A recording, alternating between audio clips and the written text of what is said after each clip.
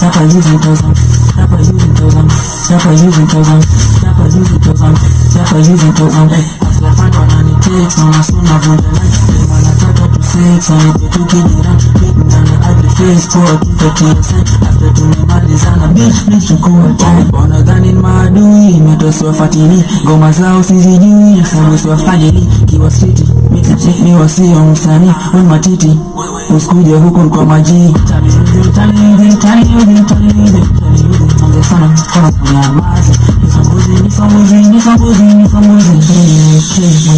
mfungaji. Sura raisi kwa mfuko ndo kitu mina dai. Nikivunja sheria fanda na kunywa chai. FB soba nkilala ndo wasiko hai. Naishi mara moja so wacha tuli enjoy life. Leta ilio hatukai kiwa mnoko hautufai. Chapa using thousand, chapa using thousand, chapa using thousand, chapa using thousand, chapa using thousand, chapa using thousand. Maoni yako jeke, dora like I don't care. Ndio nako tokea, wengi wamepotea. Ukionekana kosea, kubwa tembea. Ukionekana kosea, kubwa tembea.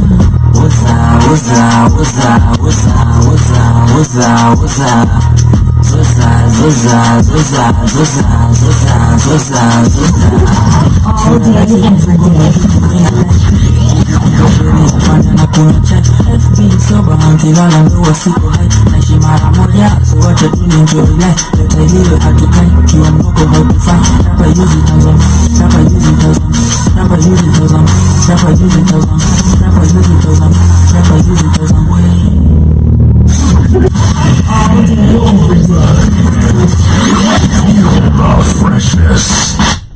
Good morning, good afternoon, and good evening, ladies and gentlemen. Welcome to this amazing show, the Rhythm Scoop Show, all about arts, entertainment, and culture. It is 20 minutes past 5 p.m. Kenyan time, and of course, it is a very cold weather, like literally outside. Let us know where you are tuned in from. But karibuni, a lot of conversations in store for you this amazing evening. Welcome. Do interact with us. We are live on YouTube, so if you're on YouTube, let us know your perspective about our conversations we're going to have today. They call me Asset to the Money Plans.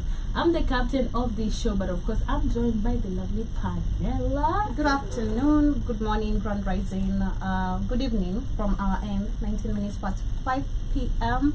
and I hope you guys are having an easy Monday. Welcome to the Rhythm Scoop Show, Arts, Entertainment and Culture. My name is Jovi. Enjoy the show. Happy days, happy Monday, family. I hope you had a beautiful, restful, fun, fabulous weekend, as you should. Welcome to another week. We're doing it major, definitely. It's your girl, Iwata Mungoria, from Eating Love and Light. The one and only Gamlish, right here, vibing. Mimi ni vibe tu. Nasikia venye hizo vitu ni professional. Vibe tu hapa tu. Hiyo ndio mimi uleta. Vibe tu. Like I was you see, I can't even try to do that, okay? Like that's like so professional. What do you mean so professional? Yeah. Yo laucha journalistic. Mimi niko tu hapa vibe. Inafaa. But how are you guys doing? Mko aje? Fabulous. Yeah. Magical. Peaceful. Yeah. Living. Okay. How are you, Kamlesh? Napumua tu. Yeah. I'm just breathing. Yeah. That's, minimum requirement things. Kupumua, kublink, yeah. Na kuongea. Mimi nikaacha kuongea by then nimedate. I don't know how to shut up. Yeah. Ndio maana manze mimi I'm having a very hard time na hii serikali. Wanasema ati tu watch venye tunaongea. Right. Utakufa. Nimekuona. Funga kichwa kiwa stage. Bana. Utakufa. Acha nikwambie mimi by the way mimi siwezi nyamaza bana. Like wauni wako in power. Na wana promote uhuni tendencies. Ushaanza kuongea. Tunacheki. Ushaanza tu kuongea hivyo tu. Like how do you die in a police station? And then the statements zenye wanatoka nazo are not even consistent. Like you're not even good at lying. So like man. Mara o alijinyonga, mara o aligonga kichwa, mara o tulimpata akiwa unconscious. Come on. Listen. Call your boss, he's very good at it. the one at the top, huyo uongo hiyo utoka hapa hivi. Uliza Kasongo atakupatia the run of the play venye unafaa ku structure hii uongo. Tumeanza Kamlesh. Chill out, stop crushing. Kamlesh. Chill out. Kamlesh just ask you how you are. That's all you want to. That's how I am. That's how I am. Just one job. That's how I am. One job. I'm fine. Not really. Or I'm not fine. Whichever. Well, I said it in so many words. It is a lot. But Joby, how are you doing? Pretty. Yeah. Pretty. I'm good. I can't complain. Amazing. Hata mimi siponiuliza, I'm doing good. Nice Thank to you see guys that. for not asking. You look good in color. Thank you. Mnakaa fiti pia wote except you Kamlesh. Kwani uliweka nywele ingine? Really? Z. Wow. Not great. Nimechoka tu leo. Wala. Sijali nilikuwa wapi. Mimi nashangaa mbona unakaa hivi leo. Don't ask. You're coming back to ask more about how our weekend was. But hope you guys had a fantastic weekend. Kama kawaida, being a Monday, we are coming back with our weekend recap. And of course, just finding out what everybody was about and definitely sharing our motivational quotes of the day. I started our show with MK Waza, and I'm gonna go back with Tiny Beast. The song is called Beast. Keep it locked and come back with or share your motivational quotes.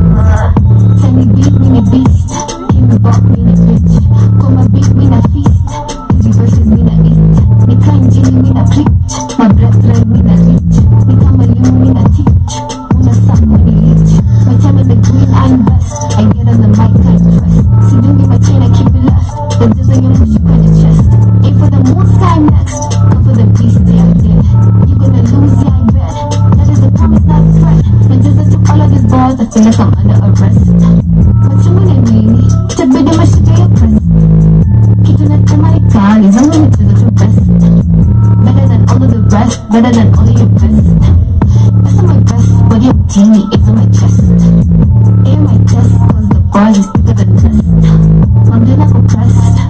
It's like a test. My quote of the day says, you can't make a cloudy day a sunny day, but you can embrace it and decide it's going to be a good day after all. Have a happy, amazing week. What are your quotes of the day? You want some? Alright. Yeah. Everything about me is beautiful. Me, my aura, my spirit, my name, my vibe. That's for me for this dude. And also, be impossible to ignore. Stand so tall that they can't look past you. Intoxicate with your presence. Be notorious. Remain on people's minds. Flow so freely that they'll be scared of drowning in your thoughts. Don't be taken lightly. Be sure of yourself. Be irreplaceable. Move so fast that no one can see where you're going. Give them something to chase, but never let them catch up with you.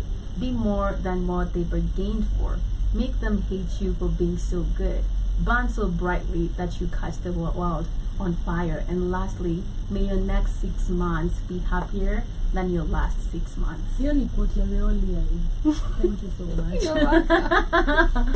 Kamlesh, what are your quotes of the day? Who do you call when the police are committing the murders? Right. I don't know. That's my quote. Alright. Mine is hey, breathe, you're okay. Just a reminder for those maybe are feeling some type of way. Says it's a moment, not your whole story. You've already come so far and you don't have to prove strength to anyone. It's okay to fail, it's okay to hurt, but don't forget you're growing through this. You deserve peace, love, and so much more than what you've lost. You should hold your head very high, and even if your heart is aching, this pain will pass, and on the other side, so will you. So have yourselves a beautiful week, and embrace every pain, every laughter, everything that you're going through, and it's gonna be okay. Shawty from the east now, but I don't think I'm best. Nikoma dawa nikoma 1 hour of the hottest tracks and coolest mashup. Now Osha leave him right until the check look at that. The from the ball with a net, now with the fire in the left. The shit is about me, me kept. I design what that you want me now. I design what that you want me now.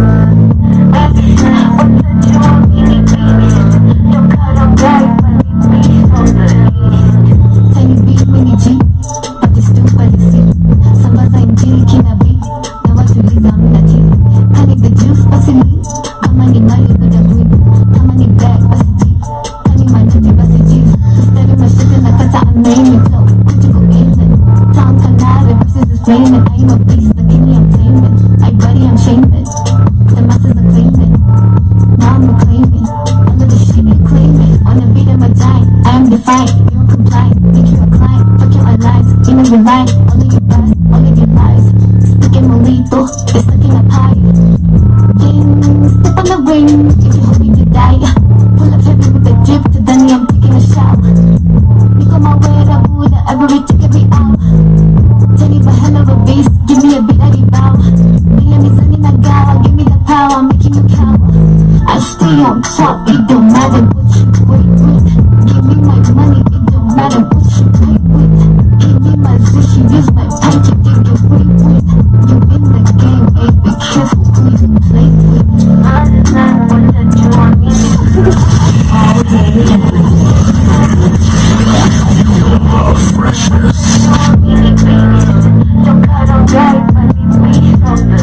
That is, of course, Tulia coming in with the best on the best radio station. Welcome back to the Rhythm Scoop Show, arts, entertainment, and culture. Of course, they call me SA to the money. Plans. I'm the captain right about now. I'm joined by Joby, Iwaton, and Kamlesh on my right. How was your weekend, guys? Right. Yeah, it's on my right, right? Right. Yeah. That's what I'm Hey, I always confused. Me and this old society to keep left, keep right. I don't know. Me, I just have to check left, right, and then I know, like, yeah, I always have to do it with my hands. For For real? real, yeah. So you should never drive. I'll learn when We're hire driver. I'll have a God is telling me to have a chauffeur. And thank you so much. I claim that. At least create job opportunities. Wewe utapeleka watu hospitali wengi ukianza kuendesha magari. Iko tu sawa, nitakuwa nimezoea. Literally. But how was your weekend, guys? Amazing. Yeah? Peaceful. Celebrating the holidays. Okay. Yes. What are you up to, Iwaton? I was just up and about. Yeah. Exploring Nairobi. Okay. As every weekend that I do. Yeah. Yeah. With my best friends. Okay. Yes, and then there was the Muslim holiday that I was invited to. It was amazing. Yes. Oh, okay. Yes.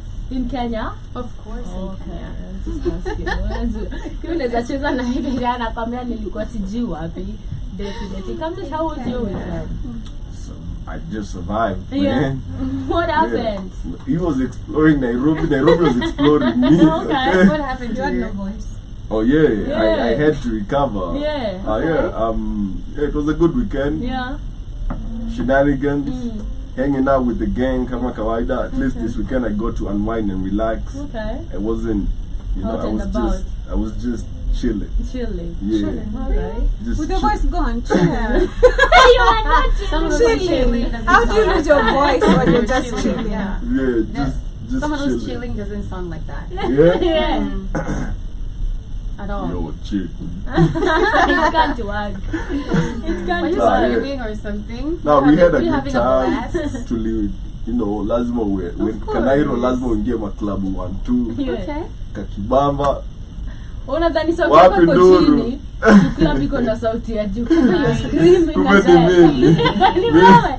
Wewe Ndio wanasikiza. Literally. Oh my god. But Joby, how was your weekend? Mine was busy but amazing. Yeah? Yeah. What are you up to? Nothing, just pampering myself and running errands. Okay. And of course having a good time at the same time. Oh, okay. Yeah. Nice. Mine was also Yeah. Yote was mko na your nywele weekend? mpya. 20 years later. Wewe uko na nini? Wewe uko na nini, Kamlesh? Ile tu yangu ya kawaida. I am here with my usual self. Yeah. How do you feel about My that? usual hair. Yeah. Yeah. Okay. And then when you all coordinated on hair color. They're not the same. Yeah. Maybe this and that. Not actually. A little bit. Y'all know this is all That's reddish. Right? It's reddish, yo. So to me, black This on is fire. called ginger, not red. That's ginger. And this is maroon. That's maroon. and this is redhead. Deep maroon or deep Yeah. red. I don't know if it's ginger. Yeah. It's ginger, right? Given. Ginger. Yeah. Ginger, yeah. I feel like it's the same color Okay. as Joby's. Yeah, they all look nice. So yeah, I'm seated. You also look great. Thank you. Yeah. I'm seated in between gingers. So if anything happens to me, you know who to blame. At least you're gonna be safe. Oh my Naisha. From town. Lucky you. Literally. Unafaa kubaki tu from Literally. Oh my Taisha. Niponye. Alright. But of course, you're just starting our conversation. How was your weekend? My weekend was nice, Yeah. amazing, just busy. On Saturday at the salon, and then I was shooting videos on Sunday. Ndio maana umechoka Oh hivi. my Nimekuja home 2 AM. So tuna subscribe wapi? Ni how much hizo Superstar. videos? Ni mbili tu Yeah. ndio nimeshoot, but zinatoka this month.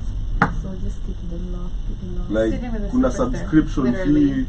Zi, hakuna ni tu YouTube, unaingia tu na wifi. Alikuwa fikiria umeenda kutengeneza pesa. Bado. Oh.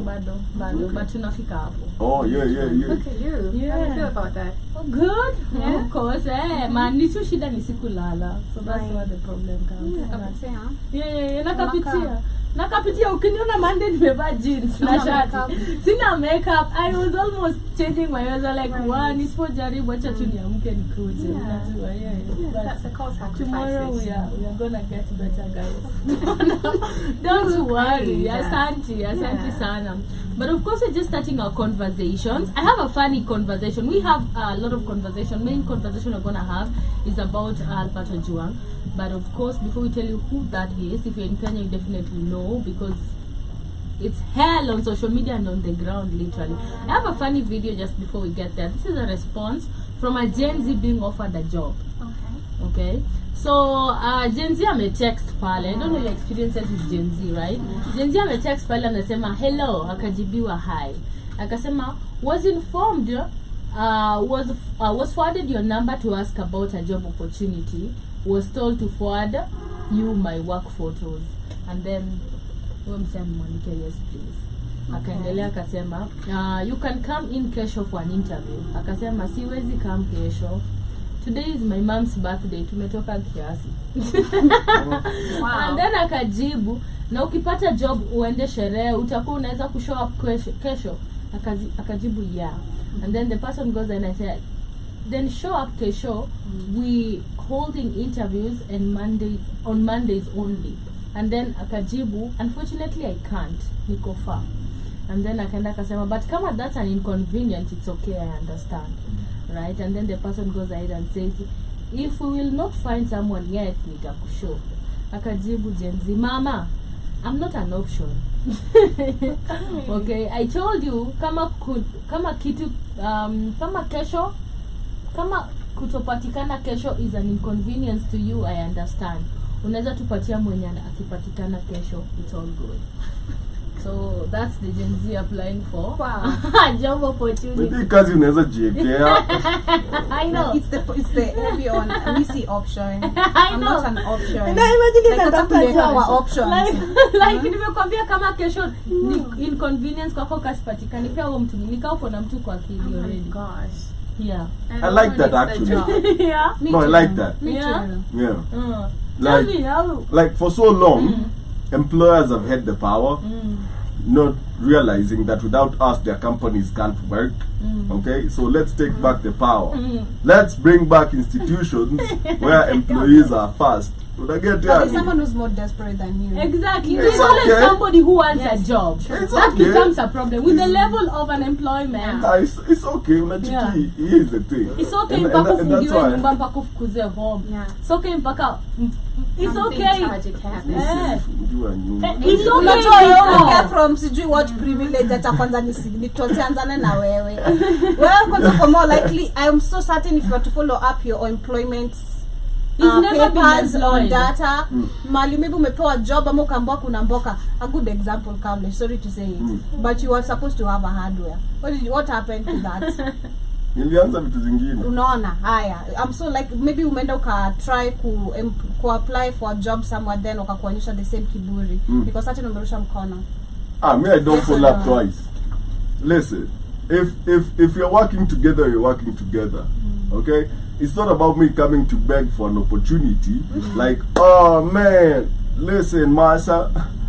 Do you need the money? Everybody needs money, How but not desperate over your are you? not over my dignity.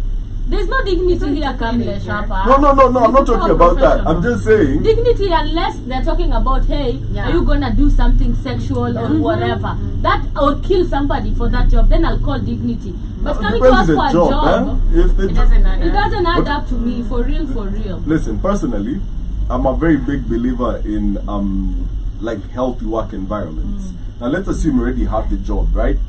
And then like the work environment is not conducive for you to like give your best. Yeah. And continuously you're like your supervisor is going like what's happening, you're not delivering as you're supposed to, and they put you under pressure. This is something that happens in the corporate world all the time, okay? And you find that you cannot actually achieve your goals with the type of environment that's in that organization.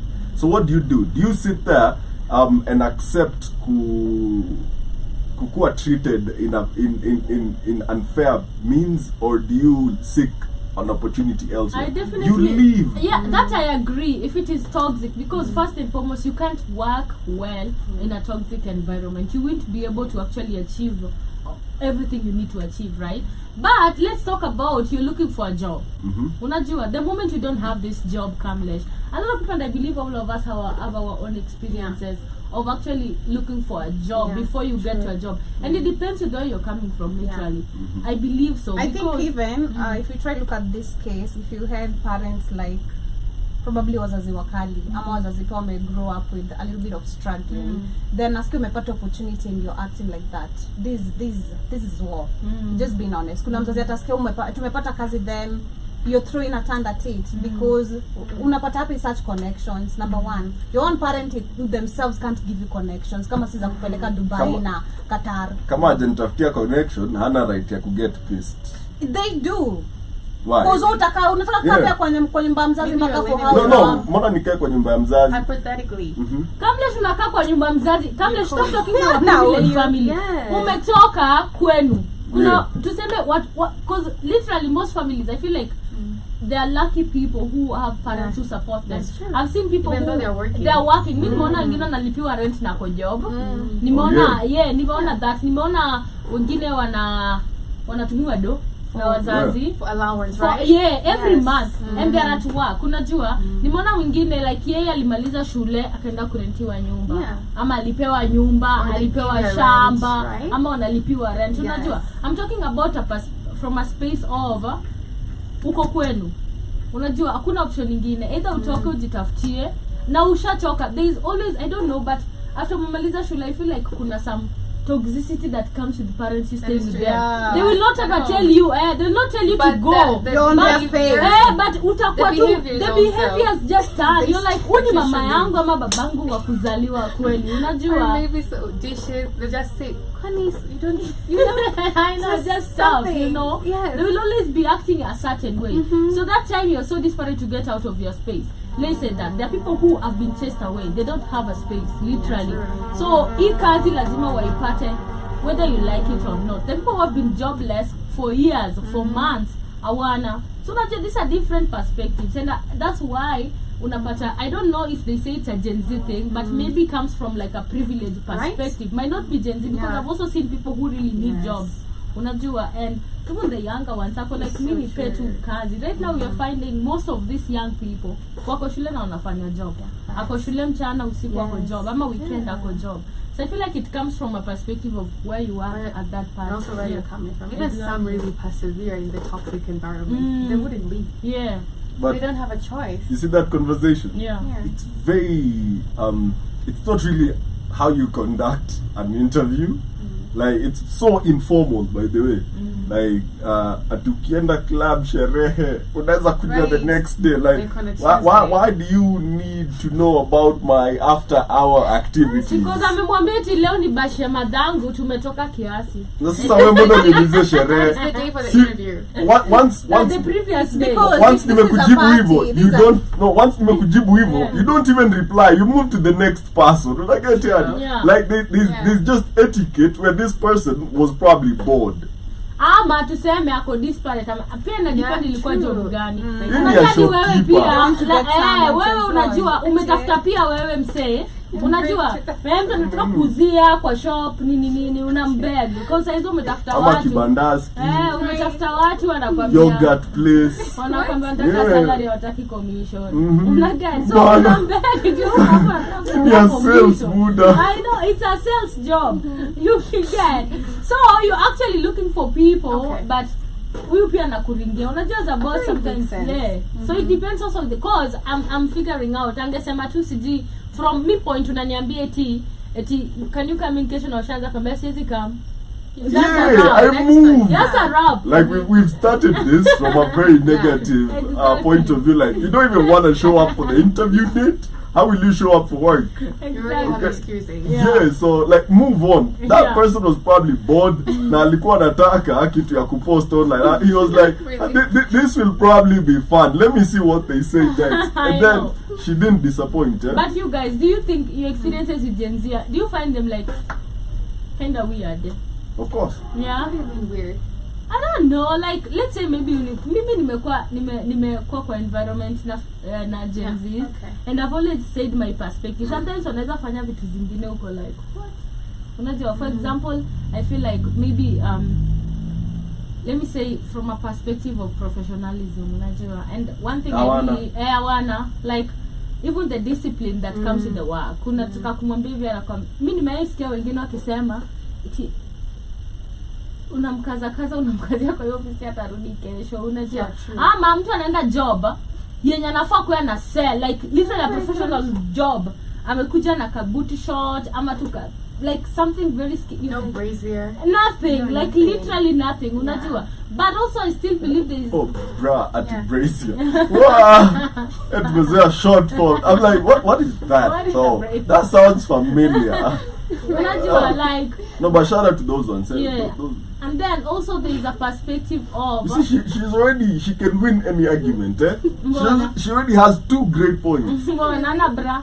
Yeah. Hautaingia kwa ofisi zingine. Let me tell you. But those one are 2 time, very great points, eh? No, let me tell you one time. Wow. What was this? When I went to take my yellow fever card, right? Naichukanga sijiko this place in town. Hapo tu kiingia kwanza. Ukipata yellow fever. Hapo tu kiingia kwanza hivi. Unati environment uko like mbona nimevaa jeans. Maji alafu hadi uingie because they have to direct you to another place, right? So they even talk to you outside the gate. Because I was going there, I was like dressed in like crop, and I didn't know, I just thought we were going to like a normal place, and they're like, unaenda? For real? Yeah, and it depends with how you actually, because hapo ni watu na masuti and everything like that. Till they tell you, okay, come this other side, let me show you at the wrong place, you need to go to the other side. So there are places if you're going to, you can't, hata watajua tu you're the old one out, literally, unajua. At a certain point, sema unataka kufanya nini, hata ukitaka kuna type of language you'll use, a type of what you'll use, and I believe it just comes with that. Some of them don't have. That I saw a video of a guy in town amevaa suti na Crocs. Okay. You know? Yeah. And it's these Crocs zenye za Nike. Sijui Nike walianza kume Crocs lini by the way, but Kenya kuna Crocs za Nike might do. Come get them designer, made in Kayole. Yeah. So and he was very comfortable. Like anaenda kazi. I think he's a boss. Right? No. Probably Huyo anakaa intern. Hiyo suti si ya pesa. Really? No, there's something about Gen Zs, eh? I agree though. Yeah. Gen Zs will give you, but they are way too emotionally secure. I don't know who raised them that well. And it's like they're Okay. carrying the weight of the Who world. didn't hurt you? Honestly, it's like they're carrying the weight of the world. Yeah. Yeah. Because they don't want to be pushed. It's know. just like they're living in another world. Like, hey, the world is moving. Like, what's the time? They're just taking Chill. everything. I On think, their own time. I think because they're smart enough to understand, you don't need to work from this time. You just need to be smart about stuff, and you That's because okay. ukijaribu kumwambia, That's okay though. But even like in doing things, maybe around the house, yeah, it's just that they procrastinate stuff.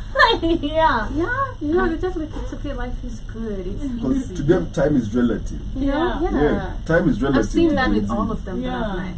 Yeah. Yeah. But they have this sort of, like, you can't shame them. By Yeah, the way. that's a fact. You know, like they have this emotional security where like it's almost like they were can't raised shame by the both shameless. parents. So which they want. So when you are I feel talking like about single mom. the streets have taught them I super swear well. that's true. Because msichana ako 16 and she's on her 5th heartbreak. Unashangaa.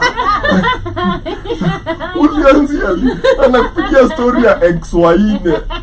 Apart from like you're 16, my guy. Yeah. So and they are millionaires at a younger age. They're doing really amazing ukono ile alisema anaitanga ile demu yake aje Kinembeski. I know, and she's Atikaje there. Makinembe. I know, and she comes. And even the videos you're sharing, if you hear their stories on TikTok, you go like, these guys are shameless. Alafu kudolo kurukia simu, breaks a new phone every day. It's just like good vibes. Yeah, I know. No, ni maskama mbaya hao watu. They love good vibes and peace. Yeah. Good vibes. Na every kuskam. day. Short, I feel like Honestly. shortcut. Because Jenzi utamwambia Yeah. kitu atakwambia, just show me where to make the money. Hizi story zote. Hizi za nini? Unajua niambie tu. The money. Where's the money? Let's go there. Like sijui kuvaa kwa nini ndio. Oh, the Ndio corruption iko tuende nayo. Exactly. Eti unataka nikufanya advertisement. Ni sawa lakini sijui hizi mapropaganda kuandika nini? Wewe niambie Ati nifanye proposal. hii proposal ya nini? Hizo ni za nini? Niambie tu What nitakuja do you- nifanye job niende. Unajua it's just I feel like they've learned shortcuts of a lot No, of stuff they're which is deformalizing work. Yeah, sure. Okay, they're making work part of life, not Yeah. like something separate from life. Okay, that's why you see them like ati kazi ama kuna concert. short. Kazi yote ni miss.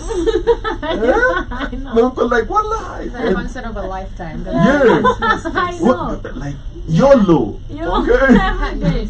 And they want to deliver work at their own time. At their own time. And it's good. Yeah. It's good work It's like, I still. told you I'm gonna It's deliver. really good work. Yes. The delivery watafanya. Hadi najiuliza wani wewe unajua. Why are you so hard to work with though? I know. The process is hard, but the final result Yep. will always come. Excellent. Like literally, it's really a crazy world. But Joby, what has been your experience with the Gen Z? I feel for me it's the same. Work ethics. We just lack work ethics. Okay. It's just the same The thing. same You don't experience. see anything wrong with being late. You Yeah. don't see anything with the dressing code. You know, you just feel you can come anyhow, dressed anyhow. You know, to work. It doesn't work like that. Just work ethics. I know, literally professionalism. A lot of people have a problem with them, and I feel like that's the escape way. Because most of them will get self-employed. Yeah, Watatoka true. tu Let me kwa ask ishara, this though. kufanyia watu Right? 9 Let to me 5. ask this. What criteria does the term professionalism require? Like, does it require for me to conduct myself professionally? Does it require me to look professional? Does it require me to deliver professional? What? All of it. All of it. I feel like it's a round You table. need to deliver professionally, look professional, dress professional. So how? Let's assume that I can deliver my work. Sindio, how is my dressing related to my delivery of the work? They work from home. No. It's a genuine question. Like, I feel like it's a very interesting conversation to be had.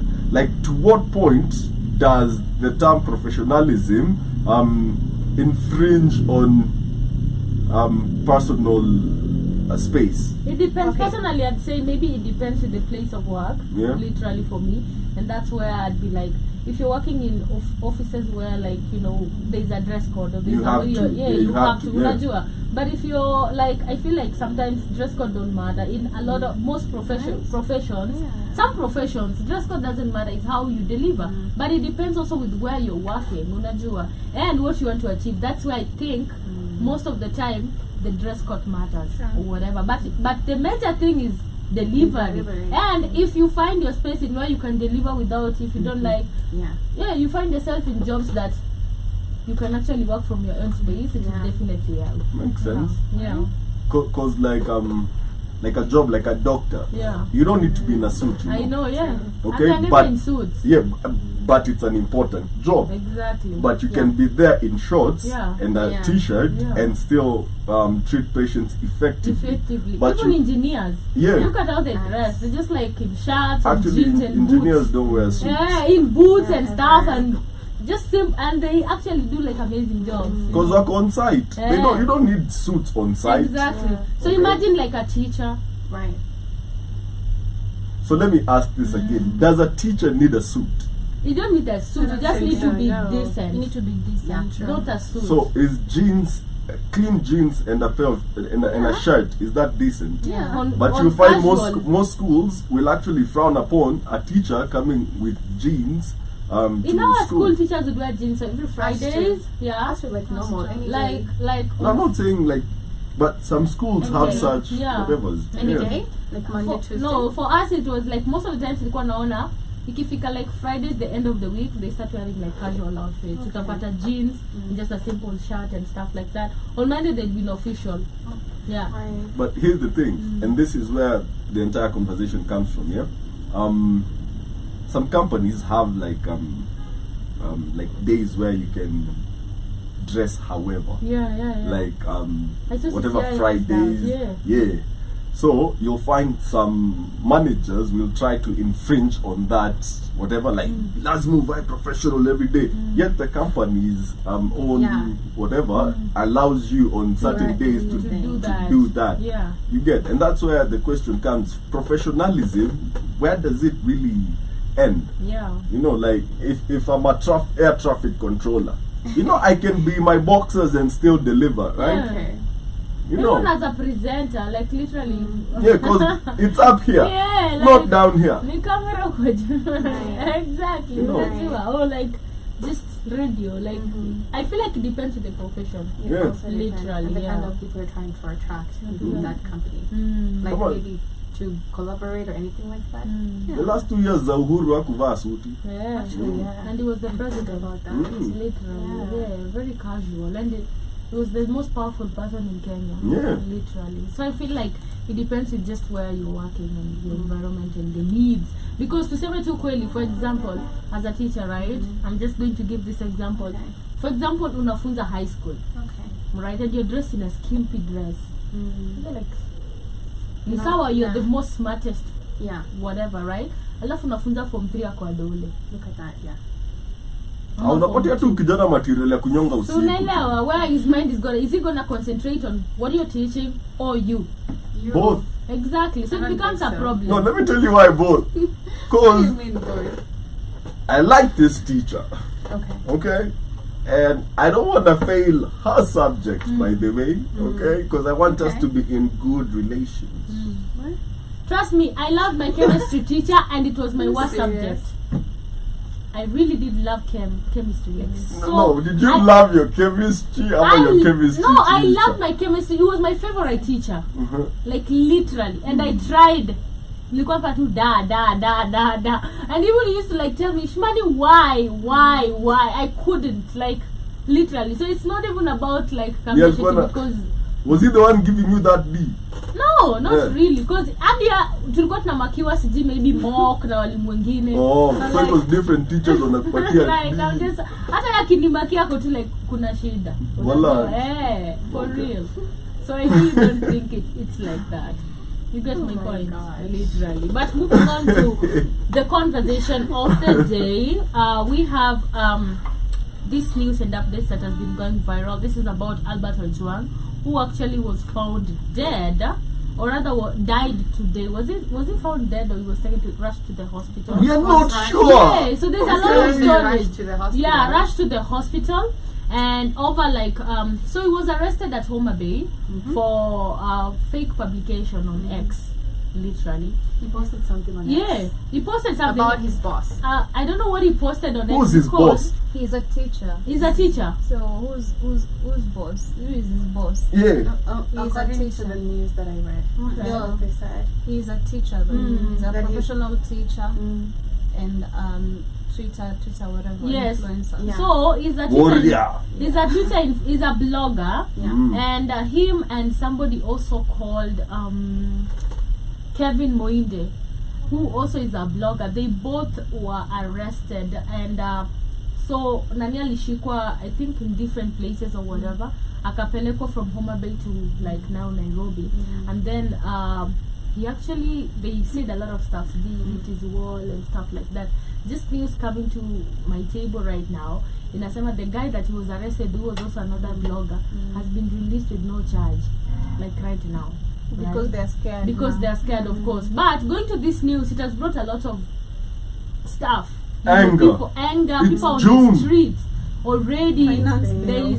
There's a lot of stuff just happening, you know, and the father, the pain, and everything that is just happening. I have this IG Douglas Kanja, who has addressed media at Central Police Station over Albert Ojwang's death. We'll just like listen to a few videos and then we give our perspectives about what is happening. For the offense of false publication, records indicate that he was transported to Nairobi, where he was questioned by officers from the DCI headquarters on Saturday. He was later booked at the Central Police Station at the occurrence book number 136/7/6/2025 at 21:35 hours. During a routine cell inspection, Ojwang was found unconscious. He was immediately rushed to Bagavi Hospital for treatment, as documented at the occurrence book number 9/08/06 of 2025 at 01:39 hours. Upon arrival, he was declared dead. Given the circumstances surrounding the incident, it was necessary to investigate the death in accordance with regulations governing death in police custody, and in line with the statutory requirements. The Independent Policing Oversight Authority (IPOA) was duly notified to commence investigations. Additionally, to ensure a thorough, impartial, and expeditious investigations by the Independent Policing Oversight Authority, I ordered the interdiction of the following officers with immediate effects. Number one is the officer commanding the station, that is the Central Police Station OCS, the duty officer who was on duty during the night in question, the cell sentry on the duty at the time, all officers who are on duty at the report office that night, and any other officer found to have been.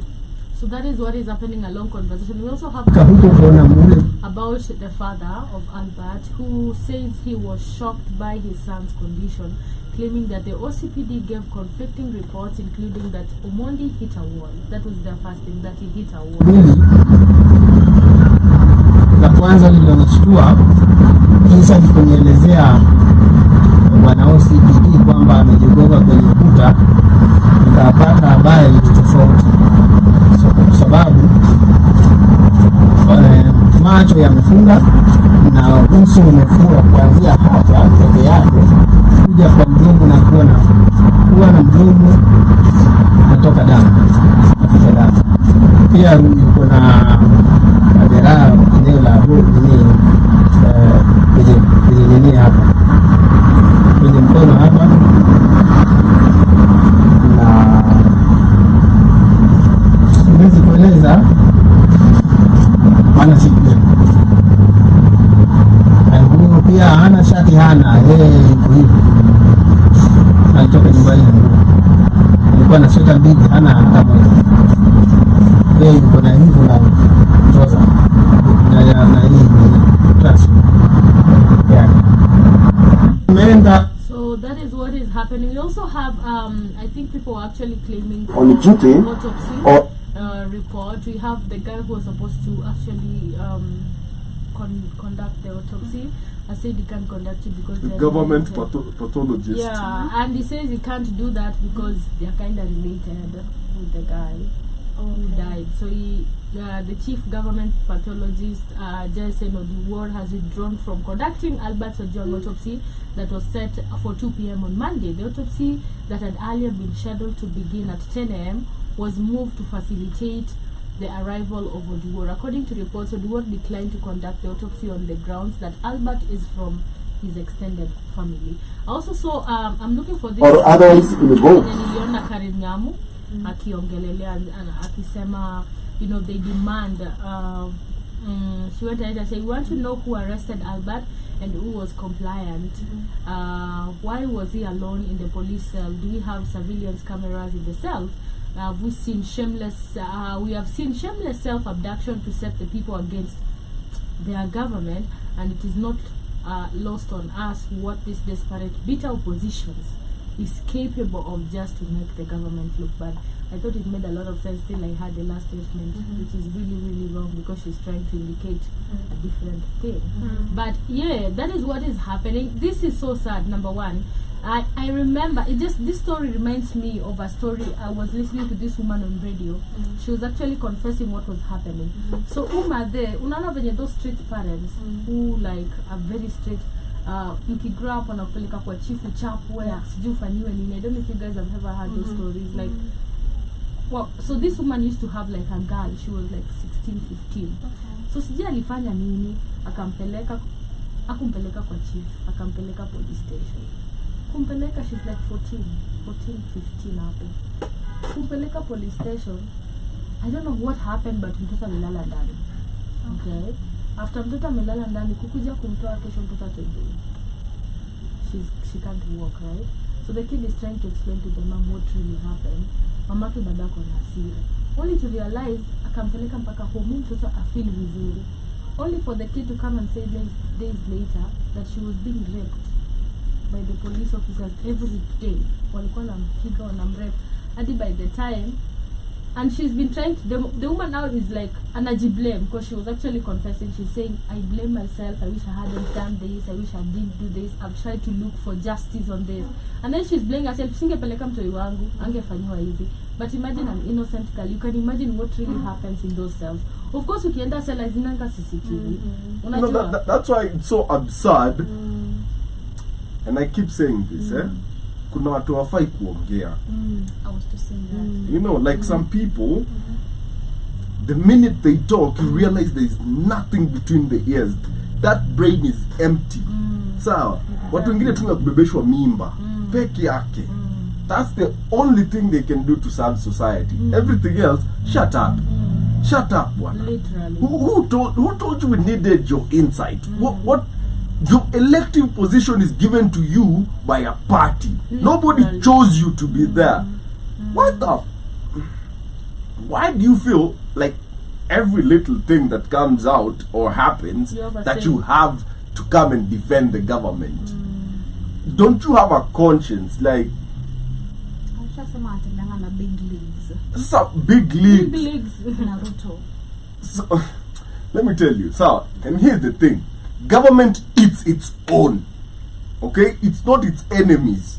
Governments eat their own. And the more you're there sucking up, okay, licking booty, licking ass ya serikali, is the more they will use you vibaya, put you in situations where in utakaa nani, utakaa waititu, and you will be in jail. The government eats its own. There's evidence. Look at it. Look at it. You were running for what? Something in Nairobi. This is one of the worst counties to be an elected official. Okay? Because they will gun for you from day one. Exactly, I agree. Watch out. And kidogo, and I'm not saying this, utajipata jiwe tunaongelelea. Because you said something where you finally grew a brain and they are not used to you having a brain, and now unakimbia tunakupata huko Voi ukihepa kama a former governor flani anahepa na yeye ni governor. Come on, people. I'm a senator in my country. I'm a senator. I'm a VIP. Panga laini. I'm a VIP. And this is crazy. Etiquette, as you were saying. Hata uni mzee sana, hata hiziitwa Gen Z, wewe tu ni cheesy. Like you've never understood who you are, what office you hold, the and what does she do, literally? No, and I'm not saying this is her, but ushaipatia malaya position ya maana. The only thing ataelewa kufanya hapo ni umalaya. Sawa? Nothing beyond that. That's why you need educated people in certain positions. Hata kama when you nominated, whatever, nominate a freaking lawyer that has been doing stuff for the rights of the Kenyan people. But why are you nominating to happen in Kenya though? Yeah, no, sadly. It doesn't, Also, and that's where I feel like criteria Kenya, it needs to start. criteria Kenya, so long as you are not qualified, you get that job. So long as you are not qualified. You see, So long as you Kinembe are currency not has to qualified, end, man. you Kinembe get that currency job. in these government offices has to end. In these elective positions, in these nominated positions specifically. So Kidembe currency has to end. So, because maybe I can come out here and proudly say it. Anyway. Yeah, Kuna wa- Nyamo can make you really mad. I know, Yeah, she 'cause- can. Everything she spits is just wrong. It's always the wrong time. It's Pewa always mimba na unyamaze tu. kuna nyezi nyamaza kamlesh. Basi Shapewa cheki. mingi. Ah, Hawezi, Ch- like literally. we nobody should ever like check it. Meta kindly like deactivate her accounts like permanently. I don't know why. Ban her. No, don't bring her back. Just ban her permanently. The way you did. No, they brought him back. Yeah.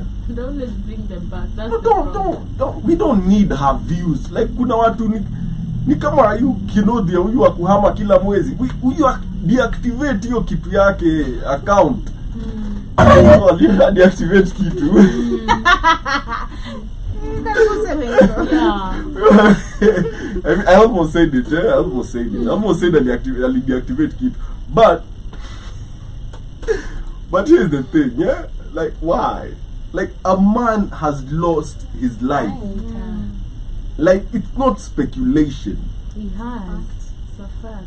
And then, why is that whatever director of police, okay, not telling us who were on duty? Yeah, like, he's just name saying we are them. going to find out who did it, who was there. And I'm like, listen, why don't we have CCTVs in yourself? I read on the article that I was reading, and they're saying the Well, ones who were like detention. on duty that day, the director of the offices said that he got them fired, but he just on the article, Getting them fired is you know, not. he got them So- arrested. No. Yes. So this is what happens. I was talking to a certain They our get what? transferred. Yeah, utakuwa suspended for 1 month, Yeah. and then you're transferred elsewhere where they don't know what you did. What you to the- did. so they never get fired. They never. Okay, Facts.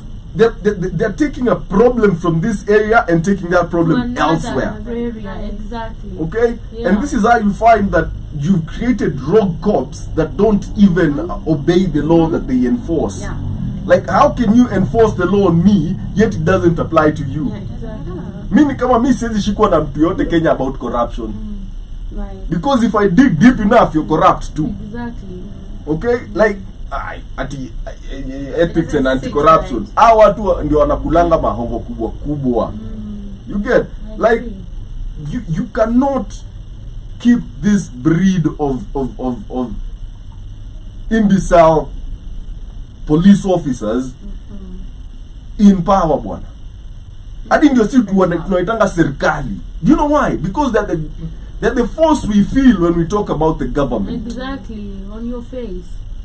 We hereby demand, sawa, that any cop that when yanafaa kuwa hired, minimum be minor. Actually somebody who has something in here. But inakwanga alafu najua Ni watu wa watu alafu nasikianga utakuwa tu polisi. Ukisikianga results uko tu like utakuwa tu, and then angalia they have the same thing. And sometimes I say listen, however much people say education is whatever, but it helps you in different ways. Even how to talk to people, how to treat people, you can how to speak, how to act, you know. But if you don't have that, I believe like cops are the worst people that ever exist in Kenya. You know why? Because they're not taught how to handle citizens.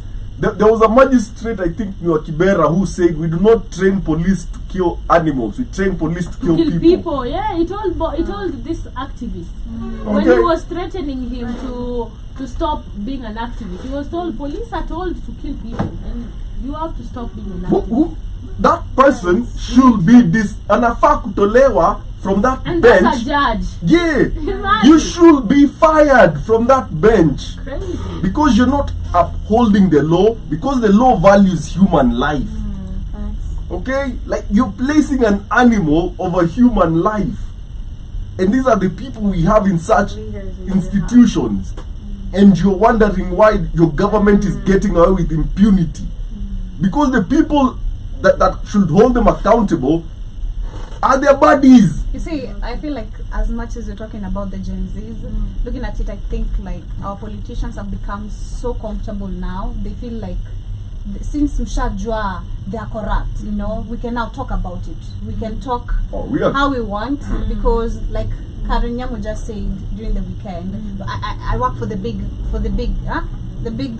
the big deals. I work with the big deals.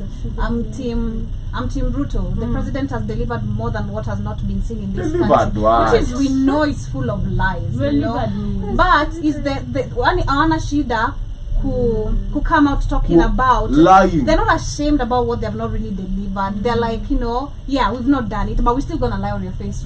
We've done it. Na utafanya hakuna kitu utadu. So what's his name, this guy that runs government, whatever. So they've been populating social media with videos of very hungry looking people with SHA is working. It just paid for me my 42,000 bill for hospitality. Today morning, on what radio? You can't even register on SHA. The system collapses. Sawa. Yep. You can't even register. How is it delivering if it can't even? You can't even. How? Like how? And this is the thing. We have Gavaya Watukama Alfred Mutua. Gavaya PR that does not deliver but focuses on heavy PR, heavy on the PR. But when you go to look at kazi kwa ground, hakuna, there is nothing. And this is what you get when you elect a career politician, not a leader. Okay, he's a career politician. All he knows is to campaign.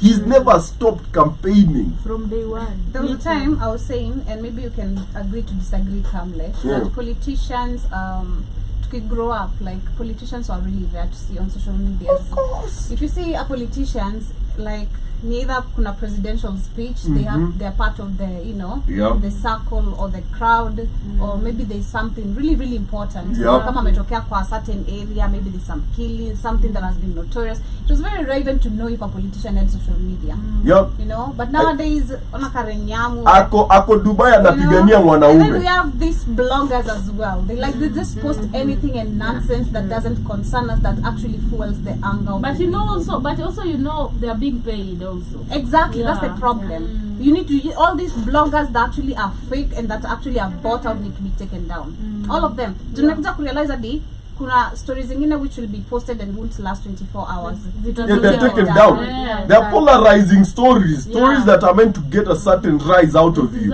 Okay, and this is what I feel like this is a very well not stage managed, but a very well stage managed situation in this sense. Okay, they just elected a board of IBC that can't even be called impartial. Wow. Okay, it's basically just cronies of those in power. This is them setting up their bid to kuiba Kura 2027. Then you ask, and then of course, good riddance. Listen, rest in peace. Listen, and while that is happening, while people are petitioning for the Supreme Court to go ahead and put a stop to this injustice that is happening at the IBC, we now have a story that is meant to distract us from what really matters. Okay? Somebody loses their lives. Now we are talking about what? Somebody losing their lives, not what will affect us long term. Literally. So it's basically a magic trick. Okay? Concentrate on this hand while I pull the trick with this hand. But that is what politicians do in politics. They cause distraction, and then after causing for you to forget what really matters. It's about time we understood that fact. And but we do have a woke generation, I can say. Accountable, I can say. No, but still this generation. But also if you still and try and follow up, it's like home is not safe anymore. Kenya is your home. You don't feel safe in your own country because of one individual and it's your home where you're supposed to go. And it's crazy because people have this perspective about Kenya in the whole of this world. When you go to Israel, say, oh Kenya, where did I hear out kusema Kenya ni place ya vita? Ama ni mtu ndiye aliniambia. I think it's maybe the Tanzanian dude guy. Like, Kenya nyinyi ni watu wa vita. Oh, you can't. I'm like, we are very loving people. Whatever picture you've had about Kenyans uko, it's because this and this is happening, and it's only because one or a few individuals are changing who or what Kenyans are. Right. And even like if we are going to say we want to actually attract CG people, tourism and stuff like that, nobody's feeling even comfortable to come like do anything here. But then who cares what Tanzanians say? What do they say? Kelele achura? I'm Zui. Listen, we don't care what you say. Your opinions could matter less to us. Okay? Like, we don't even care. Sawa, masulubu nyinyi. Sawa, we don't care. Huku hivi, you can't oppress us na tunyamaze. You all are used to it. Okay? Huku hivi we speak up. So your opinions of us really hold no water. We don't like we can't understand each other. There is like a language but barrier. you know, however much Kamlesh here, they don't matter. But whatever that is, the perspective, I don't think it's only like Tanzania. I don't think it's. I feel like it makes a lot of sense.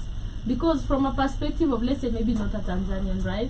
I'm a business person, maybe from Angola or whatever. And then the perspective like I have, usually I'm going to feel comfortable even coming to like what I do feel, business here. Now Kenya mi naona maybe on social, ama ni PR too, maybe on the ground, because sisi when you kwa ground, we know what Kenya is. We know how Kenya is, right? But if like the environment is not conducive, I don't feel safe coming there anymore. But I feel like if we're protesting for a good cause, that's okay. Yeah, it is very okay. Because a lot of other countries, they don't care. They just take in whatever they're actually given. I agree. But mostly this is too much, honestly, because there was a speech that was given that there's going to not be abductions anymore. Actually complying to the fact that they did actually be a counterfeit or a counterpart of the abductions. And now this is too much. No, they also say all the abducted people are back. Thank you. Exactly. That's what happened. So apparently I was reading this this vlogger who was arrested in Ojuang. Apparently alienda the Twitter guy, he actually tweeted something about the IG Comey, literally, and that's why he was arrested. So he tweeted about the police. So you can tell the reason as to why these people were arrested is because they actually talked about. And you remember, what they were supposed to. Rose Njeri was arrested after she created a website where you can voice your opinions about the finance bill. Okay? She was arrested and arraigned in court with like 100,000? And then her charge was at the misuse of what? Like, how can I misuse my own right of speech? Imagine, and in my own website. And they said that she hacked at the parliament. The parliament website. So that's what they say. Who hacks? Parliament actually has a website, eh? We're not feeling safe at home. I know, anymore. it's not. It shouldn't. It's not right. So if you're not feeling this safe, you home, imagine mwenye sasa uentka kuja kunaona tu hivyo. They wouldn't. This is not right at all. Exactly, And that's why all this leadership is scraped off. There's no other way. As Joby has said, they're too comfortable in regards to what they're doing. They know we know, so they're like, they're on your faces. What are you gonna do? Thank you. Exactly. I feel like wanaona tu tunaongea sana. And that's why we go on. Like sisi wanasema sisi ni watu wa kelele, watu wa kuongea on social media and not act on the ground or whatever is supposed to be done. But that is what we had in store for you. What are your closing remarks about our conversation of the day? Oh, Riley, I feel like it's just time for us to keep on standing on fundamental facts, honestly, because it's for us to actually bridge a new path for ourselves and the next generations. I feel like this is just it. And continue standing for what's not right. For everything that's wrong, we actually protest for the good cause. Because it's our responsibility. As our family. Kamlesh? Don't be quiet, okay? We will not go quietly into the night, if you know that speech. We will not go silently into the night. We will not be intimidated. We will not be afraid. We will speak up. We will use these platforms to speak up. None of these intimidation tactics that we see you trying will work. And it's almost the anniversary of the last Maandamano.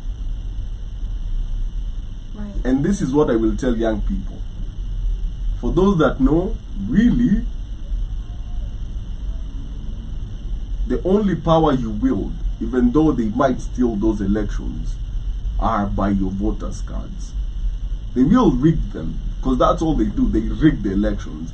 But listen, if we all have our voters' cards and use our voice to actually encourage other young people to vote, tunaweza rudisha umse nyumbani asubuhi, yani one term safi yenye hafai kurudi at all. So go register, go stay vocal about the IEBC board. Do not accept that board, first of all.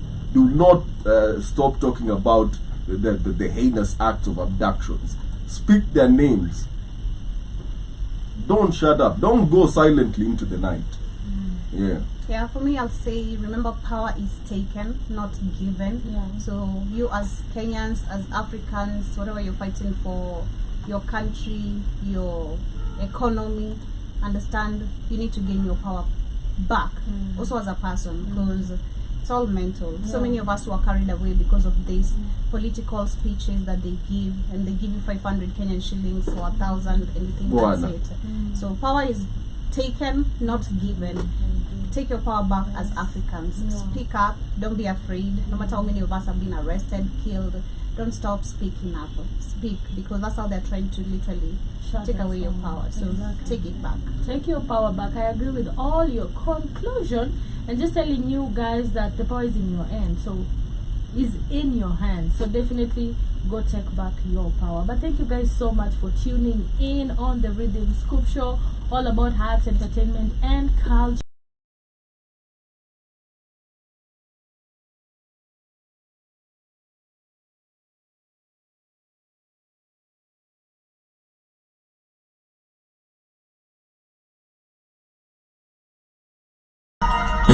Hey, yeah, hey,